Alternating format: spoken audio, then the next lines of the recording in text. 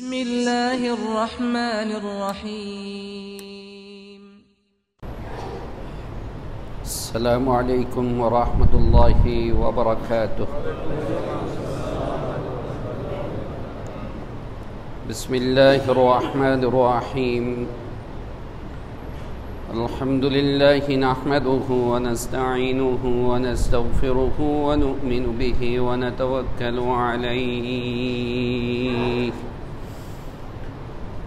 ونعوذ بالله من شرور أنفسنا ومن سيئات أعمالنا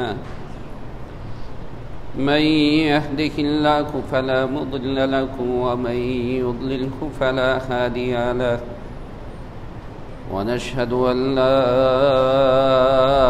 إله إلا الله وحده لا شريك له ونشهد أن سيدنا ونبينا وشفيعنا وحبيبنا ومولانا محمدا عبده ورسوله صلى الله تعالى عليه وعلى آله وأصحابه أجمعين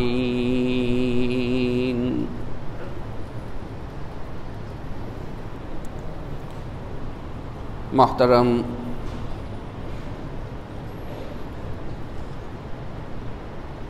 প্রিয় মুসলিয়ান কিরাম,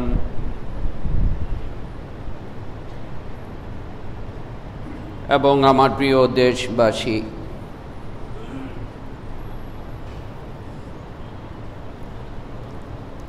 প্রশংসা একমাত্র আল্লাহ তাআলার জন্যই।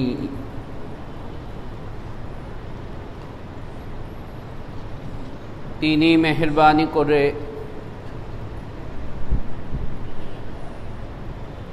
আমাদেরকে তৌফিক দান করেছেন জুমার নামাজ আদায় করার জন্য আমরা মসজিদে হাজির হতে পেরেছি। সকলে বলি আলহামদুলিল্লাহ।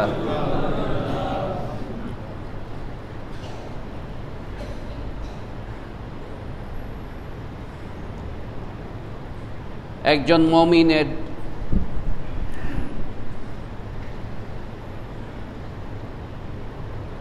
একজন আমল করনেওয়ালা তার সবচেয়ে বড় চিন্তা হচ্ছে আমার আমলটা কেমন করে আল্লাহ তাআলার কাছে মকবুল হবে, আল্লাহ তাআলার কাছে গ্রহণযোগ্য হবে।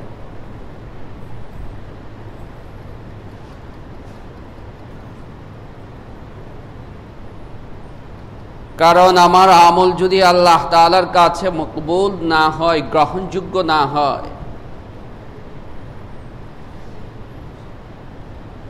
তাহলে তো আমার সবই বৃথা।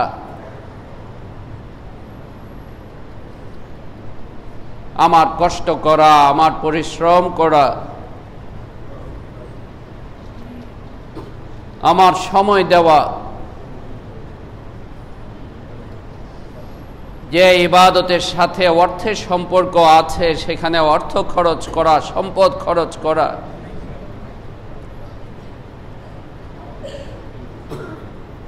যদি আমি আমার মালিকের কাছে কবুল নাই হইতে পারলাম, আমার মালিকের কাছে আমার কাজ, আমার আমল যদি মকবুল না হয়, তাহলে তো আমার এই সব চেষ্টা সবকিছুই বৃথা, নিষ্ফল। তাই যে আমল করবে বা করছে, আমল করার আগে এবং আমল করার পরে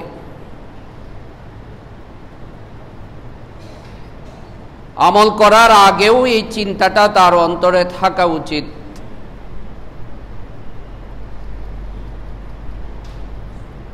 আমল করার পরেও এই চিন্তাটা তার মধ্যে থাকা উচিত।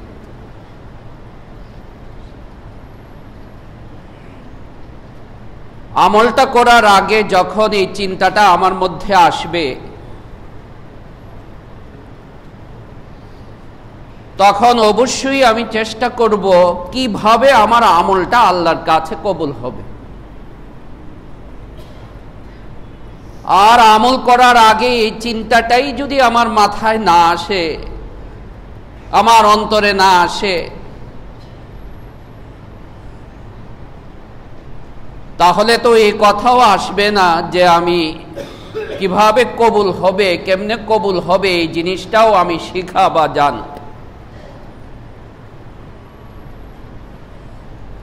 আবার আমলের পরেও এই চিন্তাটা থাকবে। কেন চিন্তাটা থাকবে? দুই কারণে। এক নম্বর কারণ হচ্ছে যে আমি বান্দা, আমার দুর্বলতা, আমার অক্ষমতা, আমার উদাসীনতা, আমার অলসতা, আমার ত্রুটি বিচ্যুতি সব কিছু মিলিয়ে আমার আমলটা ত্রুটিহীন হবে 100%, এটাও আমি নিশ্চয়তা দিতে পারি না চেষ্টা করার পরেও। আর আমার আল্লাহ তো ত্রুটিযুক্ত আমল কবুল করার না। তাই একটা কারণ হচ্ছে এটা যে আমি যেহেতু ত্রুটি বিচ্যুতি থেকে মুক্ত নই, তাই আমলটা করার পরেও না জানি কি ভুল করে ফেললাম, না জানি কি ত্রুটি করে ফেললাম, এই পেরেশানি, এই অস্থিরতা, এই চিন্তাটা আমার ভিতরে থাকবে। আর দ্বিতীয় নম্বর কারণ হচ্ছে যে আল্লাহ সুবহানাহু ওয়া তাআলা অত্যন্ত বেনিয়াজ সত্তা। কুল হুয়াল্লাহু আহাদ আল্লাহুস সামাদ, আল্লাহুস সামাদ। আর সামাদ শব্দের অর্থ হচ্ছে যে কোনো কিচ্ছুর প্রতি যার কোনো কি নাই, ঠেকা নাই। আল্লাহ মুহতাজ নন, আমি মুহতাজ, আমি বান্দা মুহতাজ। আল্লাহ তাআলা অনপেক্ষ, মুখাপেক্ষী নন, আমি বান্দা মুহতাজ, মুখাপেক্ষী। তাই আল্লাহ সুবহানাহু ওয়া তাআলা যেহেতু আস-সামাদ, অনপেক্ষ সত্তা, তিনি গনি, বেনিয়াস, তিনি মুহতাজ নন। আমি কেন? সারা পৃথিবীর মানুষের ইবাদতের প্রতিও তিনি কি নন? মুহতাজ নন। এক হাদিসে আল্লাহ রাসূল সাল্লাল্লাহু আলাইহি ওয়াসাল্লাম এই কথা ইরশাদ করেছেন যে লাউ আন্না আহলাল আরদি কুল্লুহুম কানু আলা আতকা কলবি রাজুলিন, সারা দুনিয়ার মানুষ যদি সবচেয়ে মুত্তাকি পরহেজগার যে তার মতো হয়ে যায়, এতেও আল্লাহ তাআলার রাজত্বের মধ্যে কোনো যায় আসে না, কোনো বাড়বে না, কমবে না। আবার পক্ষান্তরে লাউ কানা আহলুল আরদ আহলুল খালক কুল্লুহুম কানু আলা আশকা কলবি রাজুলিন, সবচেয়ে মন্দ, সবচেয়ে নিকৃষ্ট, সবচেয়ে খারাপ লোকটার মতো যদি সারা দুনিয়ার মানুষ হয়ে যায়, এতেও আল্লাহর রাজত্বের মধ্যে কোনো হ্রাস না, কোনো নুকসান, কোনো কিছুই না। আল্লাহ বেনিয়াস। ওয়া ইন তাতাওয়াল্লাউ ইস্তাবদিল কওমান গায়রাকুম, তোমরা যদি মুখ ফিরিয়ে নাও, কুরআনে কারীমের আয়াত, মুহূর্তের মধ্যে আল্লাহ সুবহানাহু ওয়া তাআলা আরেক সৃষ্টি নিয়ে আসবেন। সুম্মা লা ইয়াকুনু আমসালাকুম।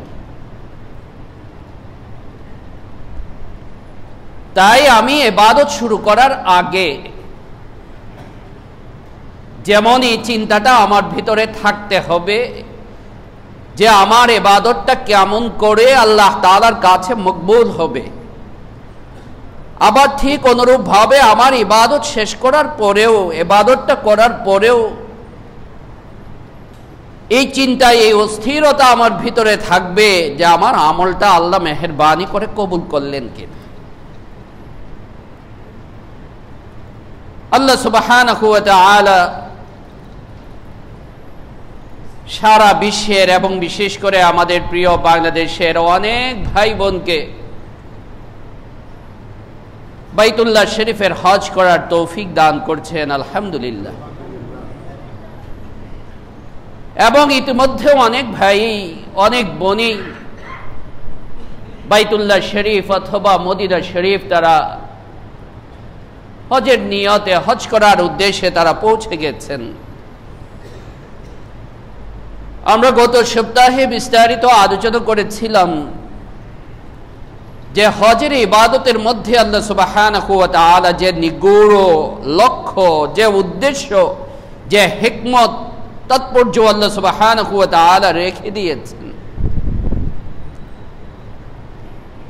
আজকে যে বিষয়টার দৃষ্টি আকর্ষণ করতে চাচ্ছি সেই বিষয়টা হচ্ছে যে একজন হাজী সাহেব যিনি হজ করতে যাচ্ছেন বা হজ করতে গিয়েছেন,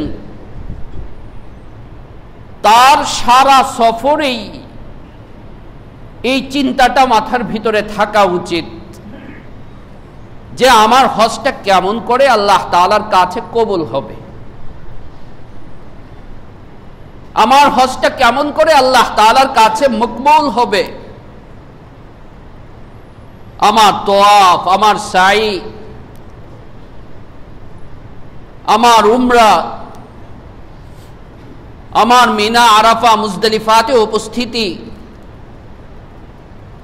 রামিউল জামারাত, কঙ্কর নিক্ষেপ করা, হজ এবং উমরার মধ্যে যে কয়টা আমল আছে, যে আমলগুলো আছে, এই সব আমলগুলোর ক্ষেত্রেই প্রতিনিয়তই আমার এই চিন্তা আসা উচিত যে আমার আমলটা কিভাবে করলে আল্লাহ কবুল করবেন। এবং আফসোসের ব্যাপার, অত্যন্ত আফসোসের ব্যাপার যে আজকে বর্তমানে আমরা ইবাদতকে গতানুগতিক বানায় ফেলছি। কি বানায় ফেলছি? গতানুগতিক। যে বাস আমার বাবাও জুমা পড়তে আসতেন, আমিও জুমা পড়তে আসি, আমার বাবা রোজা রাখতেন, আমিও রোজা রাখি, আমার বাবা হজ করতেন, উমরা করতেন, করেছেন, আমিও হজ উমরা করতেছি। বাস আমার টাকা আছে, আমার সামর্থ্য আছে, আমার সাধ্য আছে, যখন তখন আমি কি করতে পারছি? চলে যেতে পারছি। এই যে একটা গতানুগতা ইবাদতের জন্য অত্যন্ত ধ্বংসাত্মক একটা বিষয়। কারণ এই জিনিসটা যখন চলে আসে তখন সে ফিকির মান হয় না, সে ফিকির করে না, চিন্তা করে না। একটা মানে কম্পিউটারাইজড একটা অটো একটার মতো বাস যাচ্ছে, অন্তরের মধ্যে কোনো রূপ কি আসে না, আসর, প্রভাব, পরিবর্তন, চিন্তা, অস্থিরতা, পেরেশানি, এই জিনিসগুলি তার ভিতরে আসে না। বিশেষ করে একজন হাজী সাহেব বা উমরা পালনকারী ব্যক্তি, যে আমি কোথায় যাচ্ছি, কি জন্য যাচ্ছি, আমার এই শরীরের কষ্ট স্বীকার করে, আমার এই এত কষ্টের কামাই করা টাকা খরচ করে, আমার এত মূল্যবান সময় আমি ব্যয় করে আমি কেন যাচ্ছি? আমি তো দেশ ঘোরার জন্য যাচ্ছি না, আমি তো দেশ ঘোরার জন্য যাচ্ছি না, আমি তো আমার টাইমকে পাস করার জন্য যাচ্ছি না। যখন আমি যাওয়ার আগেই আমার এই হজের ইবাদত বা উমরার ইবাদত বা যা আছে আমলগুলো, এটা শুরু করার আগেই আমার চিন্তার মধ্যে, আমার অন্তরের মধ্যে এই অস্থিরতা এবং এই জিনিসগুলি আসবে, তখন আশা করা যায় আমার ইবাদতটা বা আমার হজটা বা আমার উমরাটা, তওয়াফটা, সাইটা, এটা পারফেক্টলি হবে। কতজনই হজ করতে যাচ্ছেন, কতজনই তওয়াফ উমরা করতে যাচ্ছেন, লক্ষ লক্ষ মানুষ, কিন্তু হিসাব নিয়ে দেখেন তো কয়জন জিজ্ঞাসা করেছেন বা এই অস্থিরতা প্রকাশ করেছেন যে আমার উমরাটা কিভাবে কবুল হবে? একটা অস্থিরতা মনের ভিতরে এটা কাজ করা যে আমার হজটা কেমন করে কবুল হবে, একটু একটু আলোচনা করে তো একটু বলে দেন। অন্তরের মধ্যে এই অস্থিরতাটাই আসে না। তাই আমার হজটা কেমন করে আল্লাহ সুবহানাহু ওয়া তাআলার কাছে মকবুল হবে, এখনো যারা আছেন এখানে হাজির, নিয়ত করেছেন ইনশাআল্লাহ অচিরেই যাবেন, আর কয়েকদিনের মধ্যেই যাবেন বা সামনে যাবেন, আল্লাহ সুবহানাহু ওয়া তাআলা যখন তৌফিক দান করেন, আপনার ভিতরে, আমার ভিতরে, আপনার মনে, আমার মনে এই চিন্তা তো জাগ্রত উচিত, এই আগ্রহটা তো জাগ্রত হওয়া উচিত যে আমার হজ বা আমার উমরাটা কেমন করে আল্লাহ তাআলার কাছে মকবুল হবে। এক নম্বর শর্ত, আমার হজ আল্লাহ তাআলার কাছে মকবুল হওয়া। দেখেন আল্লাহ রাসূল সাল্লাল্লাহু আলাইহি ওয়াসাল্লামের বহু হাদিসের মধ্যে এই জিনিসটা একটা শব্দ আসছে, এই শব্দটা হইল মাবরুর, হজ্জে মাবরুর। আমরা দোয়াও করি, যিনি হজে যাচ্ছেন তার জন্য কি দোয়া করি? আল্লাহ তাআলা তোমাকে হজ্জে মাবরুর নসিব করুন। আল্লাহ কি নসিব করুন? হজ্জে মাবরুর নসিব করুন।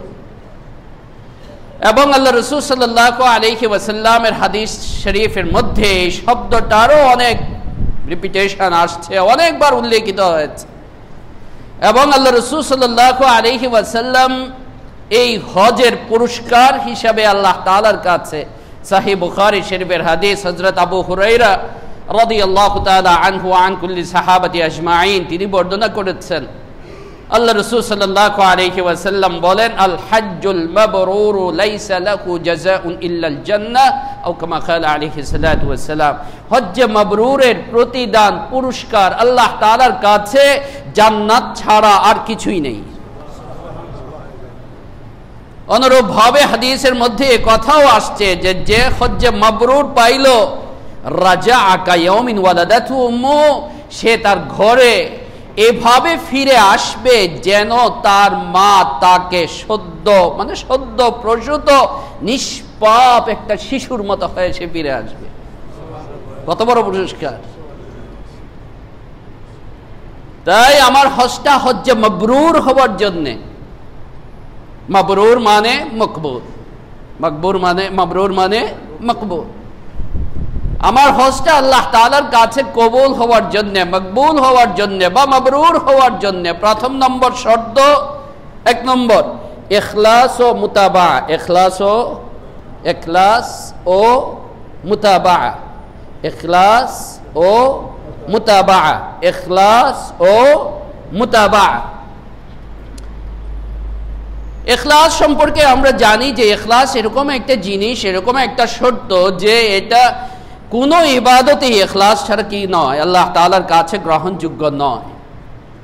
ইখলাস মানে কি বা ইখলাসের মর্ম কি? ইখলাসের সারমর্ম হচ্ছে যে আমি যা করব, যে ইবাদতই করব, একমাত্র কাকে সন্তুষ্ট করার জন্য? আল্লাহ সুবহানাহু ওয়া তাআলাকে সন্তুষ্ট করার জন্য। তাই প্রত্যেকটা ইবাদতের যে নিয়তের ব্যাপার আছে, এই প্রত্যেকটা নিয়তের মধ্যেই এই জিনিসটা আছে যে লিল্লাহ নাওয়াইতু আন উসাল্লিয়া, লিল্লাহ নাওয়াইতু আন আতুফা, লিল্লাহ নাওয়াইতু আন সাই, লিল্লাহ নাওয়াইতু আন হজ, লিল্লাহ নাওয়াইতু আন উমরা, লিল্লাহ। প্রত্যেকটা ইবাদতের মধ্যেই, সামনে কুরবানি আসতেছে, প্রত্যেক ইবাদতের মধ্যেই প্রথম নম্বর শর্তই হচ্ছে এটা কার জন্য হতে হবে? আল্লাহর জন্য হতে হবে। সুনানে তিরমিজিতে ইমাম তিরমিজি রাহমাতুল্লাহি আলাইহি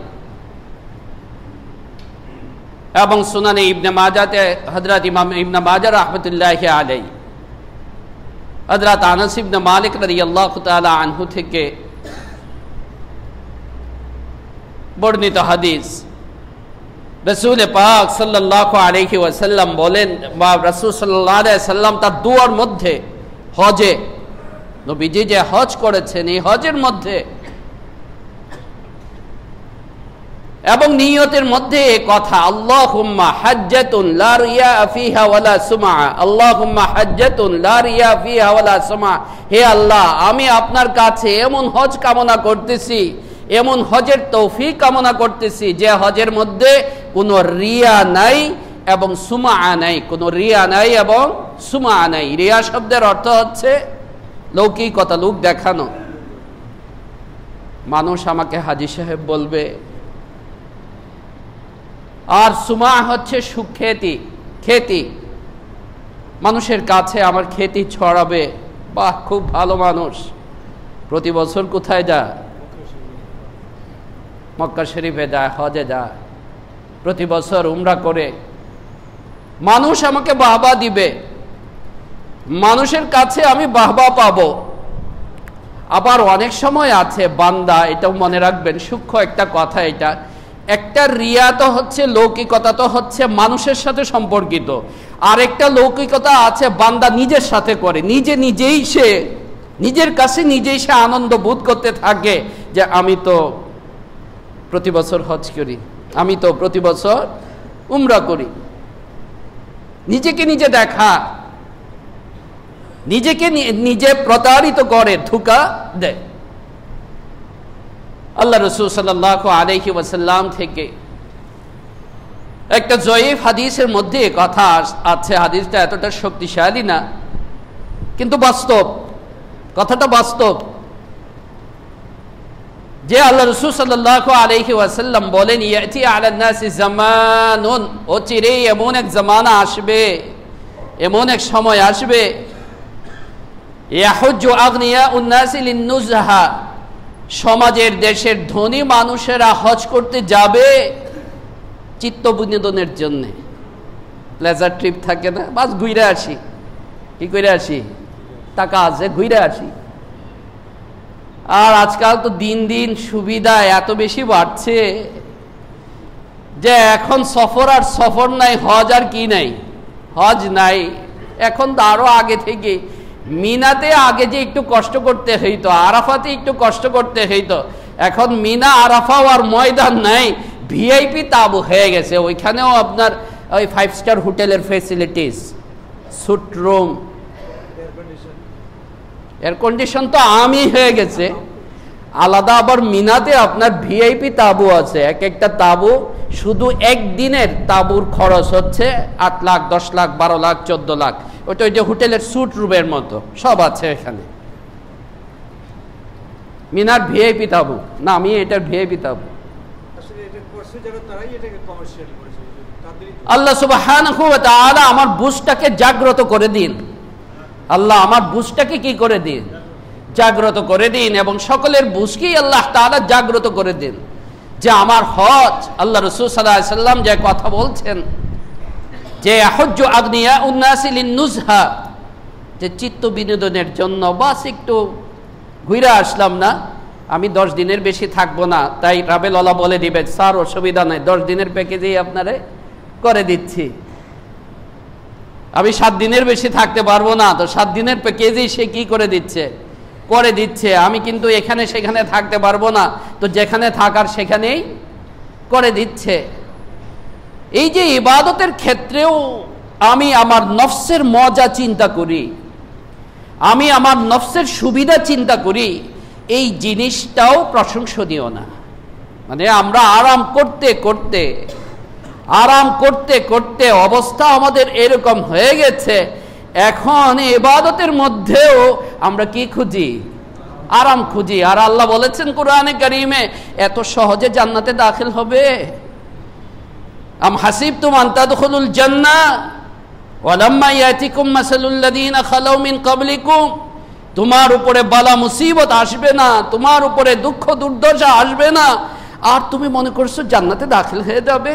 কোরআনের আয়াত, আম হাসিবতুম আন তাদখুলুল জান্নাহ ওয়ালাম্মা ইয়াতিকুম মাসালুল লাযীনা খালাউ মিন ক্বাবলিকুম মাসাতহুমুল বা'সা ওয়াদ-দাররা ওয়াজুলজিলু, তারা তো প্রকম্পিত হয়ে গিয়েছিল, এত বালা মুসিবত। হাত্তা ইয়াকুলার রাসূল ওয়াল্লাযীনা আমানু মাআহু মাতা নাসরুল্লাহ, আল্লাহর রাসূল এবং তার সাথে সঙ্গী যারা, তারা আর টিকতে পারছেন না, ও আল্লাহ কবে সাহায্য করবে তুমি, মাতা নাসরুল্লাহ। এত মুসিবত, এত পেরেশানি। এরপর আল্লাহ রাসূল বলেন, ওয়া উলামাউহুম ওয়া কুররাউহুম লিররিয়া ওয়াস সুমা, এবং তাদের আলেমরা যশ খ্যাতির জন্য কি করবে, হজ করবে। আর ওয়া ফুকারাউহুম লিল মাসালা, তাদের দরিদ্র যারা আছে তারা পয়সা কামানোর জন্য হজ করবে। আমাদের দেশের এক লোক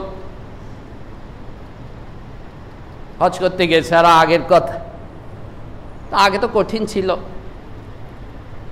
তো হজ করে এসে তার সন্তানদেরকে সে বকাবাদ্যি করতেছে। ব্যবসা ছিল তার, ওই যে মহাজন থাকে আমাদের দেশে, ব্যাপারী, ওই ধরনের ব্যবসা, বকাবাদ্যি করতেছে। আর বলতেছে ছেলেদেরকে, তোরা দেশে থেকে কি করলি? আমি তো হজও করছি, ক্ষতি বইরা টাকাও আনছি। হজও করছি, ক্ষতি বইরা, ক্ষতি থাকতো না আগে ওই যে ব্যবসায়ীদের কাপড়ের, আমি হজও করছি, ক্ষতি বইরা কি আনছি? টাকাও আনছি। তো ইবাদত, বিশেষ করে আমার হজটা, আমি শুরুতেই আমার নিয়তটাকে পরিশুদ্ধ করা, সহিহ করা, খালেজ করা, যে যেন সামান্যতম রিয়া, লৌকিকতা, নিয়তের অপবিত্রতা, নফসের মিশ্রণ, নফসের আমিজাস, নফসের মিশ্রণ যেন আমার ইবাদতের মধ্যে, আমার হজ উমরার মধ্যে না আসে। আর এর সাথে মুতাবাত, আল্লাহ রাসূল সাল্লাল্লাহু আলাইহি ওয়াসাল্লামের অনুসরণ, ইখলাসের সম্পর্ক আল্লাহর সাথে। ইখলাসের সম্পর্ক কার সাথে? আল্লাহর সাথে। মুতাবাত, ইত্তেবা, মুতাবাত মানে ইত্তেবা, ইত্তেবা কি? ইত্তেবা, অনুসরণ। মুতাবাতের সম্পর্ক হচ্ছে রাসূলের সাথে। আবারও বলি কথাটা, ইখলাসের সম্পর্ক কার সাথে? অর্থাৎ ইবাদত হবে কার জন্যে? না নবীর জন্যে। ইবাদত হবে কার জন্যে? না নবী, না মানুষ, না অন্য কারোর জন্যই না। এটা হলো ইখলাস। আর ইত্তেবা বা মুতাবাত হবে যে সেই ইবাদতটা হবে নবী যেভাবে বলেছেন সেভাবে। তাই আল্লাহ রাসূল সাল্লাল্লাহু আলাইহি ওয়াসাল্লাম তার হজ্জে মুবারকে বারবার সাহাবায়ে কেরাম রাদিয়াল্লাহু তাআলা আনহুমকে কথা তিনি বলছিলেন বারবার, খুযু আন্নী মানাসিকাকুম, খুযু আন্নী মানাসিকাকুম ফাইন্নী লা আদরি, তোমরা হজের আহকামগুলি, বিধানগুলো আমার কাছ থেকে ভালো করে দেখে শিখে নাও, কারণ আমার আশঙ্কা হচ্ছে আগামী বছর আর তোমাদের সঙ্গে আমার দেখা হবে না। তাই আগেই খুযু আন্নী মানাসিকাকুম, বিধানগুলি তোমরা আমার কাছ থেকে শিখে নাও। তাই ইখলাস, ইবাদত হবে, হজ হবে, আমার হজ হবে, আমার উমরা হবে, তওয়াফ সাই হবে একমাত্র কার জন্যে? আল্লাহর জন্যে। আর সেটা হবে কার ইত্তেবা করে? রাসূল সাল্লাল্লাহু আলাইহি সাল্লামের ইত্তেবা এবং অনুসরণ করে। তাহলে প্রথম নম্বর গেল না, ইখলাস এবং ইত্তেবা, ইখলাস এবং ইত্তেবা। দ্বিতীয় নম্বর হচ্ছে আমার হজটা মাবরুর হওয়ার জন্য বা মকবুল হওয়ার জন্য। দ্বিতীয় নম্বর, আল্লাহ তাআলা কুরআনে কারীমে সূরাতুল বাকারা 2 নম্বর পারা 197 নম্বর আয়াত, আল হজ্জু আশহুরুম মা'লুমাত ফামান ফারাদা ফীহিন্নাল হজ্জা ফালা রাফাসা ওয়ালা ফুসুকা ওয়ালা জিদালা ফিল হজ, যে ব্যক্তি হজ করবে সে যেন তার জবানকে হেফাজত করে, তার চরিত্রকে হেফাজত করে। জবানকেও কি করতে হবে? আবার চরিত্রকেও কি করতে হবে? হেফাজত করতে হবে। আমার চরিত্র থেকে, আমার আখলাক থেকে এরকম কোন আচরণ যেন আমার এই সফরে প্রকাশ না পায়, যে আচরণে আল্লাহ রাসূল সাল্লাল্লাহু আলাইহি সাল্লাম কি হইতে পারেন? অসন্তুষ্ট হইতে পারেন। কারণ সফরে, হাদিসে এসেছে, সফর হইল একটা মারাত্মক কষ্ট। আর সফর কিতাআতুম মিনাল আযাব, আযাবের একটা অংশ। একজন মানুষ কতটা আখলাকি, একজন মানুষ কতটা চরিত্র সমৃদ্ধ, গুণাবলীর অধিকারী, এটা আপনি আমি বুঝতে পারবো তার সঙ্গে সফর করলে। কারণ সফরে নানান পরিস্থিতি হয়, সেই পরিস্থিতিতে বিশেষ করে মেজাজকে কন্ট্রোল রাখা, এটা কি হয়ে যায়? দেখবেন ঢাকা বিমানবন্দর থেকেই ঝগড়া লাগা শুরু হয়ে যায়। এই কি যেন ওই যে থাকে যারা ট্রাভেল এজেন্সির যারা, না, আপনি বললেন 12টার সময় ফ্লাইট, এখন 3টা বাজে এখনো বিমান ছাড়ে না, পয়সা কম নিয়েছেন নিমি। আরে আমি বিমানের মালিক নি, আমি কি করব? হয় কি হয় না? ভালো ভালো এয়ারলাইন্স যাদের কখনো সমস্যা এরকম না শোনা যায় না, সৌদি এয়ারলাইন্স, এমিরাত, এই সমস্ত জায়গাগুলি, এবং এক্সপেন্সিভ, অন্যগুলির তুলনায় একটু বেশিও লাগে। এক ভাই একবার শর্ত দিল যে সৌদি এয়ারলাইন্স ছাড়া আমি যাবই না, শর্ত। আর আমরা হইলাম বাংলাদেশ এয়ারলাইন্সে, পরিচিত আমার এই মসজিদের। আমরা চলে গেছি, আর ওনার এয়ারলাইন্স পরের দিন, যেটা আজকে 3টার সময় ছাড়ার কথা ছিল, এটা পরের দিন 10টার সময় ছাড়ছে। তাই এই পুরা সফরটাই, হজের সফরটা অত্যন্ত আখলাকের, চারিত্রিকতা বা গুণাবলী প্রকাশের একটা সফর। জায়গায় জায়গায় আমার রুচির বিরুদ্ধে, আমার মেজাজের বিরুদ্ধে। এক মুরব্বী হাজী সাহেব একবার ঝগড়া লাগলেন। উনি বলতেছেন যে আমার ছেলের বউরা ঘরে কোনোদিন আমাকে বিদেশি মুরগ খাওয়াইতে পারে না, আমি সবসময় দেশি মুরগ খাইছি, আর এখানে সৌদি আরবে আমার বিদেশি মুরগ খাওয়ায়। সৌদি আরবে বাংলাদেশি মুরগ থেকে পাবে? খাবার সবকিছু মিলায়া থাকা, আমি যদি সেখানে আমার মতোই চিন্তা করি, তাহলে এটা বিদেশ হবে কেন? এটা তো এ দেশেই হইতো। বুঝলেন না কথাটা? তাহলে এটা বিদেশ হবে কেন? এটা তো এ দেশেই হইতো। এরপরে এখানে অনেক মানুষ এক একজনের এক এক রুচির চিন্তা করে। কি ট্রাভেল এজেন্সিওয়ালা চলতে পারবে? ও তো জেনারেলি একটা কি করবে, পাকসে ব্যবস্থা করবে।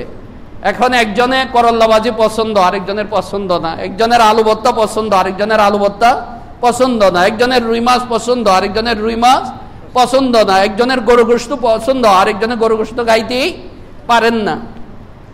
তাই পুরো সফরটাতেই আল্লাহ তাআলা এটা বলে দিয়েছেন যে ফামান হাজ্জাল বাইতা, যে ব্যক্তি বাইতুল্লাহ শরীফের হজের নিয়ত করবে, ফালা রাফাসা ওয়ালা ফুসুকা, তুমি তোমার জবান দিয়েও কোনো অন্যায় প্রকাশ করতে পারবা না। ওয়ালা যে জিদালা, আর হলো ওয়ালা ফুসুকা, তোমার আচরণ দিয়েও কোনো অন্যায় তুমি প্রকাশ করতে পারবা না। জবানকেও হেফাজত করা এবং আচরণকেও কি করা, কন্ট্রোল করা, হেফাজত করা। যখন একজন হাজী সাহেব এই বিষয়গুলি করতে পারবেন এবং আল্লাহ তাআলার কাছে আগে থেকেই এর জন্য তিনি দোয়া চাইবেন, তওবা করবেন, আল্লাহ তাআলার কাছে তৌফিক ও নুসরত, সাহায্য তিনি প্রার্থনা করবেন, আশা করা যায় ইনশাআল্লাহ আল্লাহ সুবহানাহু ওয়া তাআলা তার হজটা মাবরুর এবং মকবুল করার বা হওয়ার তৌফিক আল্লাহ তাআলা তাকে দান করবে। তাই প্রথমেই মনে রাখেন, 1 নম্বর ইখলাস, আল্লাহর জন্য হওয়া। 2 নম্বর মুতাবা, ইত্তিবা, আল্লাহ রাসূল সাল্লাল্লাহু আলাইহি ওয়াসাল্লাম যেভাবে করতে বলেছেন সেভাবে করা। মাসলার অনেক ফাঁক থাকে, মাসলার অনেক কি থাকে, মাসলা মাসাইলের অনেক ফাঁক থাকে। তো আমি যদি ফাঁক চিন্তা করি, এইভাবে না করলে হয় না, এভাবে না করলে হয় না, তো আর কিছুই কি থাকবে না, বাকি থাকবে। আর 3 নম্বর হচ্ছে কুরআন কারীমের আয়াত, ফামান হাজ্জাল বাইতা ফালা রাফাসা ওয়ালা ফুসুকা ওয়ালা জিদালা ফিল হজ। আমি আমার জবানকে কন্ট্রোল করব এবং আচরণকেও কি করব, কন্ট্রোল করব। আল্লাহ সুবহানাহু ওয়া তাআলা সকলকেই হজ্জে মাবরুর করার তৌফিক দান করুন। আমিন। ওয়া আখিরু দাওয়ানা আনিল হামদুলিল্লাহি রাব্বিল আলামিন।